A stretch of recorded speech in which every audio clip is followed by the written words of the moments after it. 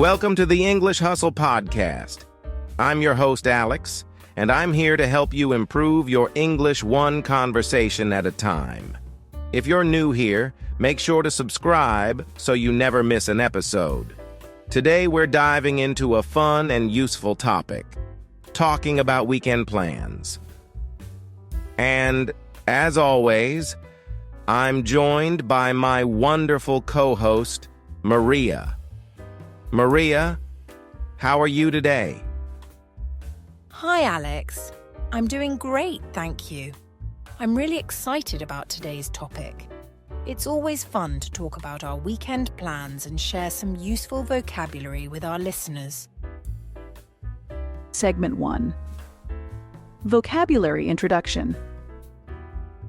All right, let's start by going over some key vocabulary related to weekend plans. We'll define each term and provide examples to help you understand how to use them in conversation. Sounds good. Let's start with the word weekend. The weekend refers to Saturday and Sunday, the days most people have off from work or school. For example, I love spending time with my family on the weekend. Next, we have plans. Plans are the activities or events you decide to do. For instance, do you have any plans for this weekend? Great. Another important word is activities. Activities are things you do for fun or to pass the time. For example, our weekend activities include hiking and visiting the museum. And don't forget, relax. To relax means to take it easy and rest. A good example would be, I like to relax by reading a book on Sunday afternoon. Perfect. Now let's talk about outing.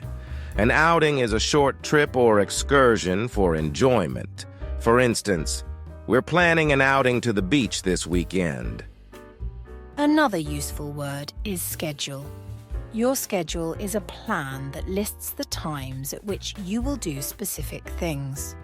For example, we need to schedule our activities to make the most of the weekend. Let's put these words into context. Imagine this scenario. It's Friday evening and you're talking to a friend about your weekend plans. Sure, I might say, I have some exciting plans for this weekend. On Saturday, I'm planning an outing to the countryside. We'll be doing various activities like hiking and having a picnic. On Sunday, I plan to relax at home, maybe watch some movies and read a book. That's a perfect example. Notice how Maria used plans, weekend, outing, activities, and relax in her sentences. This is exactly how you can incorporate these words into your conversations. Exactly. And don't forget, it's important to ask others about their plans too. You could say, do you have any plans for the weekend? Or, what activities do you enjoy doing on weekends? Great points, Maria. Now that we've covered these basic terms and examples, let's move on to some practical role-playing scenarios in our next segment. Segment 2. Role-playing scenarios. Scenario 1. Making weekend plans with friends. Hey, Maria, do you have any plans for the weekend? Not yet, Alex. I was thinking it would be great to meet up with some friends. Do you have any ideas? That sounds awesome. How about we plan a meetup at the new coffee shop downtown? Perfect. What time works for you? How about we set the timing for Saturday afternoon around 2 p.m.? That works for me. Should we invite everyone through a group chat and ask them to RSVP? Yes, that's a good idea. I'll send a message with the venue details and the timing. I'll ask everyone to RSVP by Friday evening. Great. I'm looking forward to it. Scenario 2. Family weekend plans. Alex, what are your plans for the weekend? Any family activities? Yes, actually. We're planning a family gathering at my parents' house. It's been a while since we all got together. That sounds lovely. Are you planning any specific activities? Yes, we're organizing a picnic at the park on Saturday. My relatives are bringing their kids, so it will be a fun day out. A picnic sounds wonderful. Will it be a big get-together? It's mostly close family, so around 15 people. We'll have games, food, and plenty of time to catch up. That's a perfect way to spend the weekend. Enjoy your family gathering. Thanks, Maria. Scenario 3. Relaxing weekend at home. So, Maria, what about you? Any plans for the weekend? I'm planning to relax at home. It's been a hectic week and I need some downtime. That sounds like a good idea. How do you plan to spend your time? I'm thinking of binge-watching a new series I've been wanting to see and catching up on a novel I started last month. Nice! What novel are you reading? It's a mystery novel, and I also plan to cook some home-cooked meals. I've found a few new recipes I want to try. That sounds like a perfect relaxing weekend. Enjoy your binge watching and cooking. Thanks, Alex. I definitely will. That was fun. I hope these scenarios give you some good ideas for talking about your own weekend plans. Next, we'll discuss some common mistakes people make when talking about their weekend plans and how to avoid them. Segment 3. Common mistakes and tips. All right, let's talk about some common mistakes people make when talking about their weekend plans and how to avoid them. One common mistake is using vague language. For example, saying I'm doing stuff instead of being specific about your plans. It's better to say I'm going hiking with friends or I'm planning to relax at home. Another mistake is mixing up tenses. For instance, saying I will went to the beach instead of I will go to the beach or I went to the beach. Always ensure you're using the correct tense for past, present, or future plans. People also often forget to ask questions back. Conversations should be two-way. If someone asks about your plans, remember to ask them about theirs too. It makes the conversation more engaging. Now, let's share some tips for improving these conversations. First, practice using specific vocabulary and phrases. Instead of saying, I will relax, you could say, I will relax by reading a book and watching a movie. This makes your plans clearer and more interesting. Another tip is to plan your response. Think about what you want to say before you speak. This can help you avoid pauses and make your conversation smoother. Also, listening is key. Pay attention to how native speakers talk about their weekend plans. You can pick up useful phrases and structures from them. Lastly, don't be afraid to ask for clarification if you don't understand something. It's better to ask than to miss important details. For those who want to improve further, we recommend some great resources. Websites like English Club and BBC Learning English have sections dedicated to everyday conversations, including making plans. Books like English Conversation Made Natural by Language Guru provide practical dialogues and phrases. And don't forget to check out other language learning podcasts. The English We Speak by BBC is a great one for picking up new phrases and expressions. Absolutely. Using these resources can really help you become more confident in discussing your weekend plans. Now, let's move on to our questions and answers session, where we'll answer some of your questions about talking about weekend plans. Segment 4. Questions and answers session. Welcome back, everyone. Now it's time for our question and answers session. We've received some great questions from our listeners about making and discussing weekend plans. Let's dive in. Our first question is from Sarah in New York. She asks, what are some polite ways to decline an invitation if I already have plans? That's a great question, Sarah. One polite way to decline is to thank the person for the invitation and then explain that you already have plans.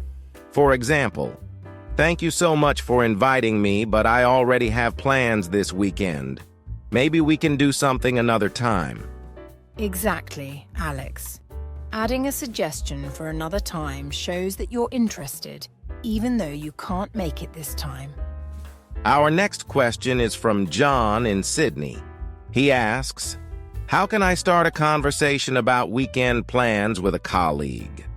Good question, John. A simple way to start is by asking, do you have any plans for the weekend? Or, what are you doing this weekend?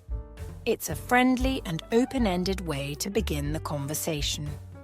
Yes, and you can also share your plans first to encourage them to talk. For example, I'm planning to go hiking this weekend. How about you? Next, we have a question from Priya in Mumbai. She asks, what if I don't have any special plans for the weekend? How should I respond? Priya, it's perfectly fine to not have any special plans. You can say something like, I'm just planning to relax and take it easy this weekend, or I don't have any big plans, just the usual chores and maybe some time to read or watch TV. That's right. Being honest and simple works well. Everyone has those weekends where they just want to unwind. Our last question for today is from Carlos in Mexico City. He asks, how can I practice talking about weekend plans to improve my English? Great question, Carlos. One effective way is to practice with a language partner or a friend. You can also try writing down your plans and then saying them out loud. Recording yourself and listening back can help you notice areas for improvement.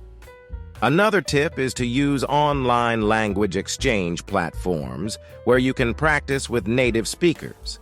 And don't forget to listen to how native speakers discuss their plans in TV shows, movies, or podcasts. We hope these answers help you all feel more confident in talking about your weekend plans. Remember, the more you practice, the better you'll get. Absolutely. And we encourage all our listeners to keep sending in their questions for future episodes. We love hearing from you. Now, let's move on to a fun activity to wrap up this episode. Segment 5. Fun activity. Welcome back, everyone. Now it's time for a fun activity. We're going to do a quick vocabulary quiz to test the words and phrases we've discussed about weekend plans. Maria and I will ask each other some questions, and we encourage you to join in and test your own knowledge. Yes, this will be fun. Let's get started. Alex, I'll go first. What do you call a short trip or excursion for enjoyment that you might plan for the weekend? That would be an outing. For example, we're planning an outing to the beach this weekend. Correct. Your turn, Alex. All right, Maria. What's the term for a written or spoken arrangement of activities or events for the weekend? That's a schedule. For example, we need to schedule our activities to make the most of the weekend. Exactly. Here's another one.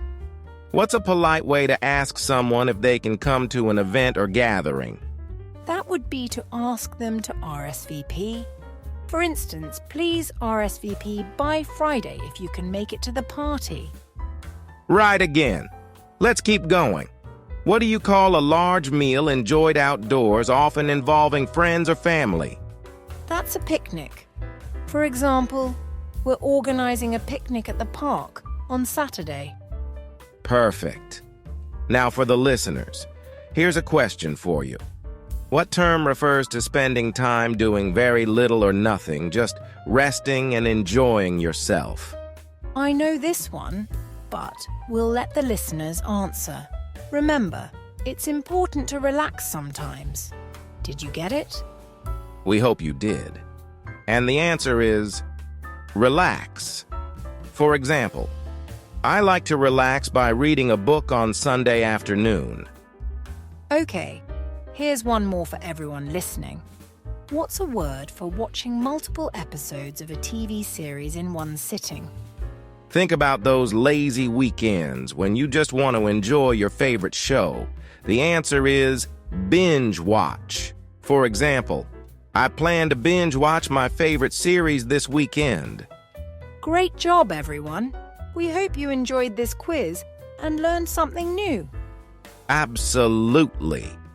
Quizzes are a fun way to reinforce your learning. Keep practicing these terms, and soon you'll be a pro at talking about your weekend plans. Thanks for participating, and don't forget to join us for our next segment. Let's wrap up this episode with a quick summary and our final thoughts. That was a lot of fun. Now, let's quickly recap the main points we discussed today before we sign off. Conclusion. As we wrap up today's episode, let's quickly recap what we've discussed. We started by introducing key vocabulary related to weekend plans, such as outing, schedule, and relax. We then moved on to some fun role-playing scenarios to show how you can use this vocabulary in real-life conversations. We also covered common mistakes and tips for improving your weekend plan discussions, answered some great listener questions, and finished with a fun vocabulary quiz. A big thank you to Alex for being an amazing host and sharing his insights. And thank you, Maria, for your wonderful co-hosting and contributions. We make a great team. We also want to thank all of our listeners for tuning in and participating. Your support and questions make our podcast even better. Remember, if you enjoyed today's episode, please subscribe to the English Hustle podcast so you never miss an episode. We'd also love it if you could leave us a review and follow us on social media. Yes, your reviews and follows help us reach more people and improve our content. And don't forget to share the podcast with your friends who are also learning English. Lastly, stay tuned for our next episode, where we'll be discussing how to talk about hobbies and interests. It's going to be another fun and informative session. Until then, keep practicing and hustling with your English. Have a great weekend, everyone. Thanks for listening, and see you next time on the English Hustle podcast.